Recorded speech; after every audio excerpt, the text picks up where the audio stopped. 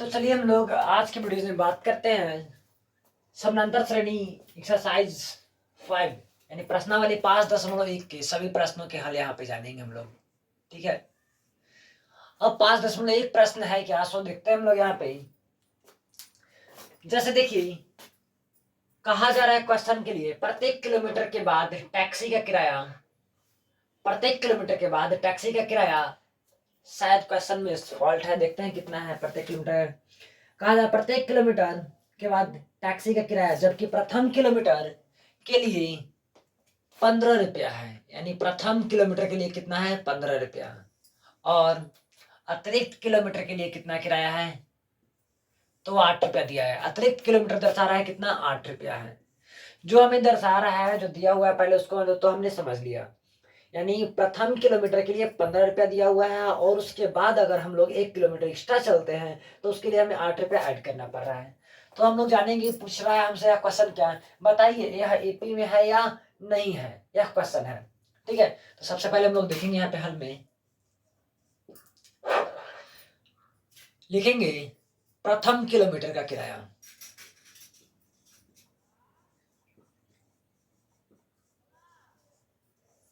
प्रथम किलोमीटर का किराया कितना है, तो हम लोगों ने बताया क्या 15 रुपया है। ठीक है, कितना रुपया है 15 रुपया।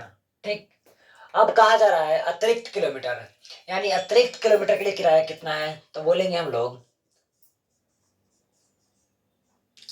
अतिरिक्त किलोमीटर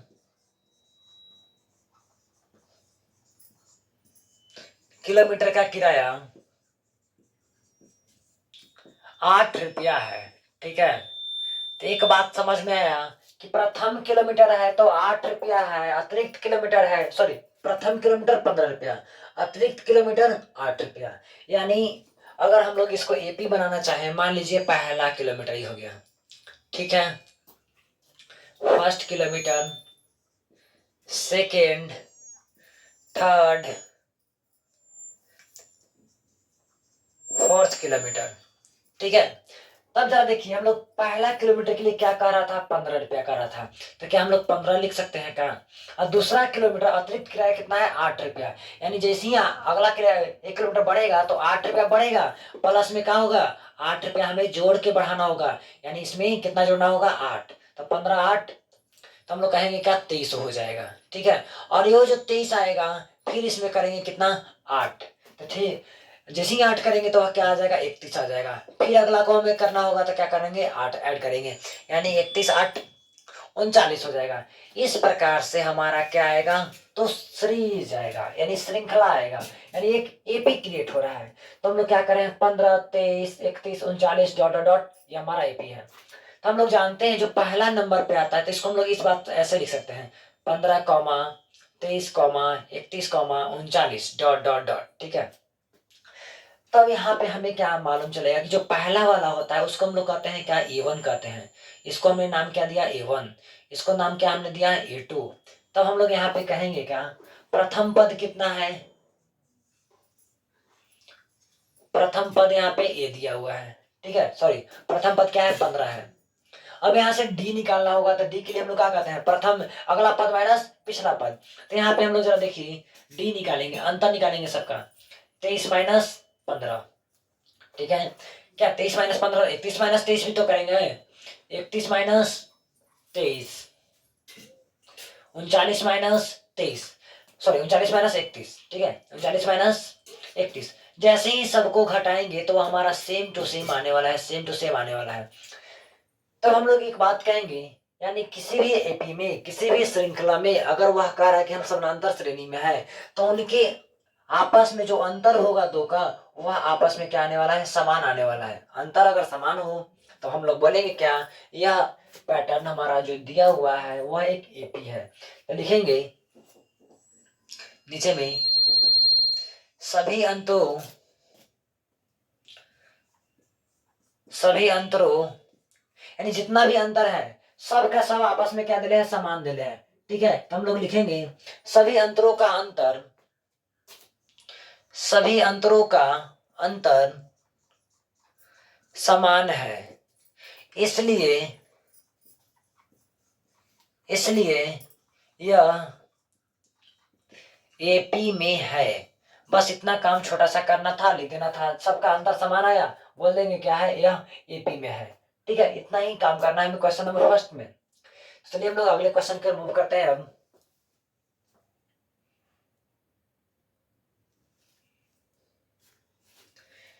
तो चलिए हम लोग अगले क्वेश्चन के मूव करते हैं।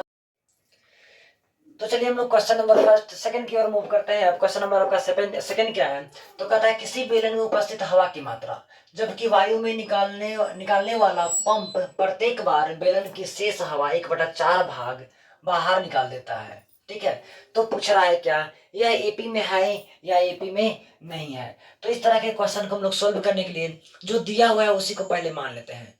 माना बेलन है तो बेलन लिख लेते हैं। माना बेलन में हवा की मात्रा कितना है, 1 है। जब 1 मान लेंगे तो मेरे पास T1 का वैल्यू क्या आ गया, 1 आ गया। की मात्रा हवा कितना निकला है भाई, तो 1/4 हवा कितना निकाला, तो 1/4। तब यहां से हम लोग कह सकते हैं T2 बराबर 1 - 1/4। तब हम लोग कह सकते हैं क्या 4 - 1 बराबर 3/4। यानी कि मेरे पास T2 का वैल्यू कितना आ गया, 3/4 आ गया। अब यहां से हवा कितना निकाला था भाई, हवा निकाला कितना, तो इतना तो भरेंगे भी तो ना, 3/4 इंटू क्या कर देंगे 1/4, कितना आ गया 3/16 आ गया। अभी T2 निकला। अब देखिए T3 करेंगे हम लोग। T3 के लिए हम लोग क्या करेंगे, 3/4 को लाएंगे और 3/16 को घटाएंगे। 3/4 माइनस 3/16, एलसीएम 16 4 चौके 16, 4 माते 3 चौके 12 माइनस 3, 9 बटा कितना आ गया, तो 9/16। ये हमारा T3 आ गया। अब इसमें हवा निकालेगा भाई, हवा कितना निकालना, तो हवा निकालना है कितना निकालना, तो 9/16 इंटू का हो जाएगा, तो 9/16 इंटू कितना, इन 9 बटा देखिए 9/16 आया, हवा कितना निकल रहा था 1/4, 1/4 9/64। ठीक है, अब यह हमारा हवा निकला, यानी कि क्या T1 T2 T3 आ गया। अब यहां से हम लोग देखेंगे सीरीज को कि सीरीज कैसे बनता है। अब जरा देखिए क्या क्या निकाले हम लोग, T1 T2 T3। अब यहाँ पे थोड़ा सा एक और आगे एक स्टेप बढ़ जाता है, T4 निकाल लेते हैं, एक और सीरीज निकाल लेते हैं। तो T4 निकालने के लिए हम लोग क्या करेंगे, अब जरा देखिए 9/16 में से 9/64 को घटा देंगे, इसमें से इसको क्या कर देंगे, घटा देंगे। 9/16 माइनस 9/64। ठीक है, अब जैसे ही 9/16 में से 9/64 घटा देंगे तो क्या आ जाएगा मेरे पास, तो 64, 16 × 9 = 36 माइनस 9 यानी कि 27/64। ठीक है, अब इतना आ गया। अब इसका हम लोग देखेंगे सीरीज क्या क्या बन रहा है। तो मेरे पास T1 कितना आया था, तो एपी क्या आया, 1 आया। फिर कितना आया, 3/4 आया।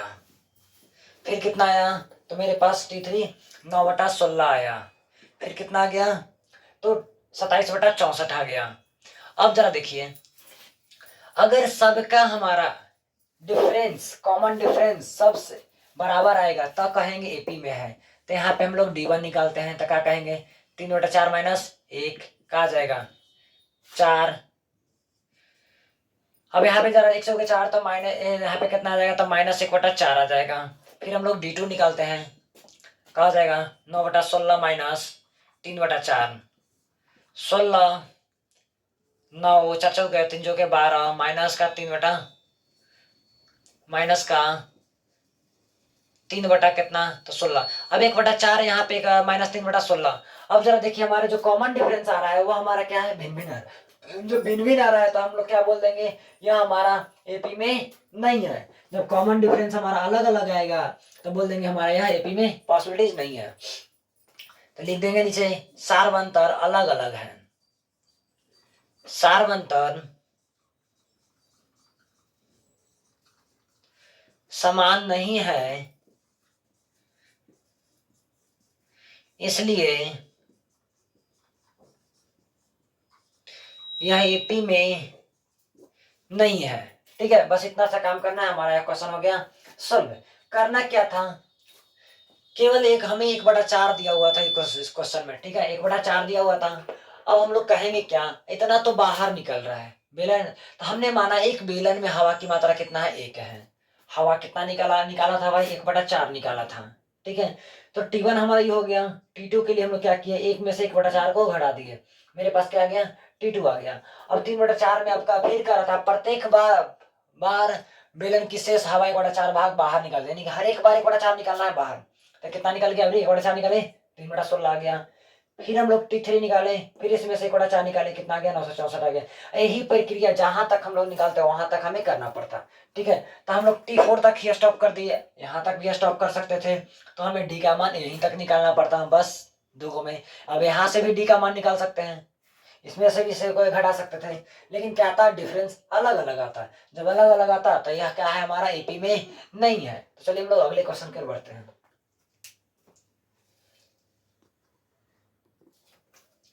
चलिए हम लोग अगले क्वेश्चन की मूव करते हैं। आपका अगला क्वेश्चन है बहुत ही मजेदार और फंटास्टिक, और हम तरीके से इसको हम लोग सोल्व करने का प्रयास करेंगे। कहा जा रहा है प्रत्येक मीटर की खुदाई के बाद, जैसे ही 1 मीटर खुदाई किया जा रहा है तब कहता है ठहरो, खोदने में आई लागत, जबकि प्रथम मीटर खुदाई की लागत कितना है, 150 रुपया है। पहलका बार जब खोदेगा तो 150 रुपया लगेगा, ठीक है।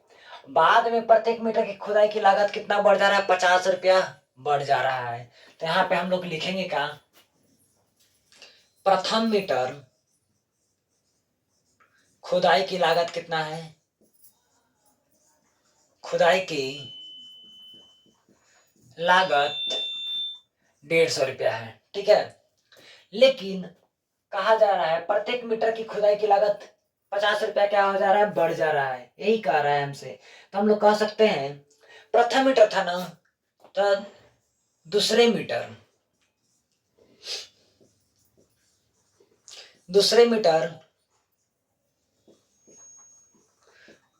खुदाई की लागत क्या कर रहा है, 50 रुपया बढ़ जा रहा है, तो क्या कर देंगे, 50 रुपया बढ़ा देंगे, तो क्या हो जाएगा, 150 रुपया हो जाएगा। लेकिन तब पश्चात फिर कहता है अगला बार बढ़ेंगे तो तीसरे मीटर की खुदाई की लागत कितना हो जाएगा, तीसरे मीटर की खुदाई की लागत कितना होगा, तो यहाँ था दूसरे मीटर के 150 ना, सॉरी यहाँ पे 150 लिख रहे हैं, 200, ठीक है, प्रथम मीटर के लिए। अब 150 आ गया। अब तीसरे मीटर हमारा, इसमें 50 रुपया और जोड़ेंगे, यानी दूसरा का जो आएगा उसमें 50 रुपया जोड़ देंगे, 200 प्लस 50 कितना हो जाएगा, 250। तो हम लोग कहेंगे क्या, यहाँ पे एक सीरीज मेरे पास बन रहा है क्या, तो 150, 200, 250, 300 डॉट डॉट डॉट इस प्रकार से बढ़ रहा है। तब हम लोग यहाँ से निकालेंगे क्या, हमें बताना क्या है, तो एपी में है या एपी में नहीं है। अगर सार्वंतर सेम होता है तो हम लोग कह देंगे क्या, एपी में है। तो सार्वंतर सेम करने के लिए क्या करेंगे, 200 माइनस 150, डी बराबर 250 माइनस 200, डी बराबर 300 माइनस 250। यदि सब का डिफरेंस हमारा क्या आता है, सेम सेम आता है, तब हम लोग कह देंगे यह एपी में है। लिखेंगे सभी अंतरों का अंतर समान है, अंतरों का अंतर समान है, इसलिए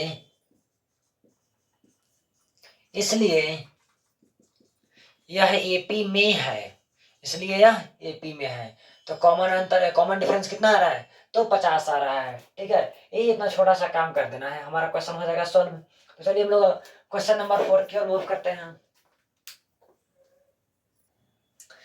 तो चलिए हम लोग क्वेश्चन नंबर 4 की ओर मूव करते हैं, और 4th हमारा क्या है, लगता है 10,000 यहाँ पे है शायद, ठीक है। तो कहा जा रहा है प्रत्येक खाते में प्रत्येक वर्ष का मिश्र धन, जबकि 10,000 रुपए की राशि 8% वार्षिक ब्याज की दर से चक्रवृद्धि ब्याज पर जमा की जाती है। तो बताइए यह एपी में है या नहीं है।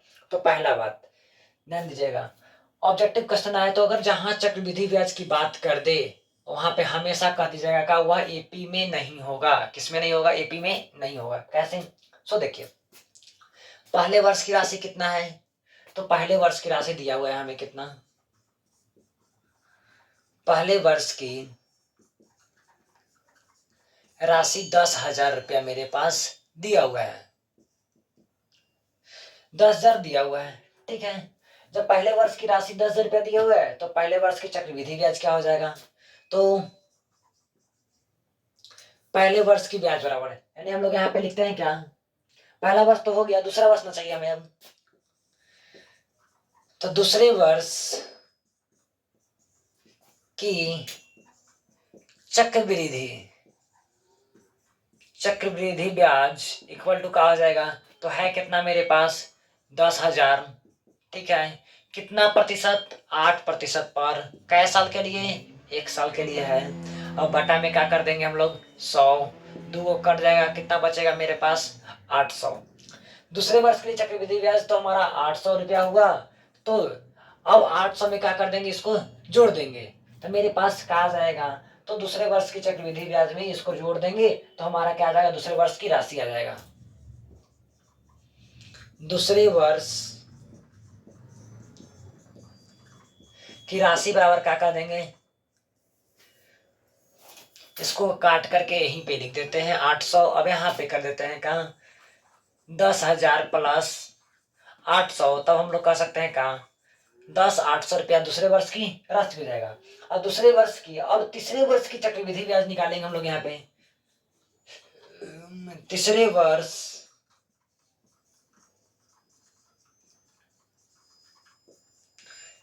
चक्रवृद्धि ब्याज इक्वल टू, हमारा तीसरे वर्ष की चक्रवृद्धि ब्याज निकालना है ना, तो अब इसको लाएंगे कितना, तो 10,800 कै प्रतिशत है, 8%, बटा में कितना 100, 2 खत्म हो गया। अब इसको गुना कर देंगे 108 में, कितना से 8 से 8 8 64, 6 और 864। अब जरा देखिए यहाँ पे मेरे पास क्या आया था 800 और यहाँ पे कितना आया 864, तब तो समझ जाना चाहिए कि इक्वल इक्वल है नहीं। अगर यहाँ पे भी 800 आता तब हम लोग कहते हैं कि जो इसका चक्रवृद्धि ब्याज आ रहा है वह हमारा सेम टू सेम आ रहा है, तब हम लोग कह देंगे एपी में है। अगर हमारा यह ब्याज चक्रवृद्धि ब्याज जो ब्याज आया वह हमारा सेम नहीं है तो हम लोग कह देंगे क्या यह एपी में नहीं है। तो लास्ट में आप लोग लिख दीजिएगा यहाँ पे। अब यहाँ पे तीसरे वर्ष की राशि हो जाए ना, अब दूसरे वर्ष की तो राशि, चलिए तीसरे वर्ष की भी राशि हम लोग लिख देते हैं। तीसरे वर्ष की राशि बराबर हम लोग क्या कहेंगे, अब जरा देखिए 10,800 प्लस 864 कितना हो जाएगा, 4 6 16 1 1 11,664 हो जाएगा आपका, क्या हो जाएगा, तो 11,664। तब हम लोग यहाँ पे कह सकते हैं लास्ट में, जरा देखिए इधर मेरे पास श्रृंखला क्या बन रहा है, तो पहला मेरे पास 10,000 था, श्रृंखला बराबर कह सकते हैं, दिख रहा है, श्रृंखला बराबर कह सकते हैं क्या, पहला श्रृंखला मेरे पास बना 10,000, 10,000, फिर 10,800, 10,000, 10,800, 11,664, 11,664, डॉट डॉट डॉट इस प्रकार से बनते रहेगा।